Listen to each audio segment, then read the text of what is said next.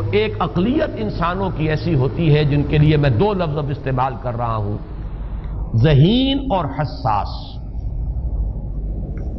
ذہین اور حساس لوگوں میں قبض اور بسط کی کیفیت، یہ مختلف سائیکلز ہیں جو آتی رہتی ہیں۔ کبھی طبیعت میں پشمردگی ہے، دل بجھا ہوا سا ہے، کچھ نا امیدی سی ہے، خود اپنے اوپر اعتماد کی کمی محسوس ہو رہی ہے، مجھ میں صلاحیت نہیں ہے، میں کچھ نہیں کر سکتا، اب تک جو کچھ کیا اس کا بھی ہے، امنگ بھی ہے، امید بھی ہے، روشن پہلو نظر آ رہے ہیں۔ قبض کی کیفیت میں تاریک پہلو نظر آتے ہیں، مایوسی کے پہلو نظر آتے ہیں، پیسیمزم کی کیفیت، اور یہ جو بسط کی کیفیت ہے اس میں روشن پہلو۔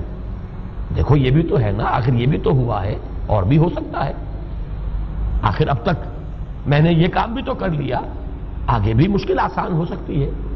یہ دو کیفیات ہیں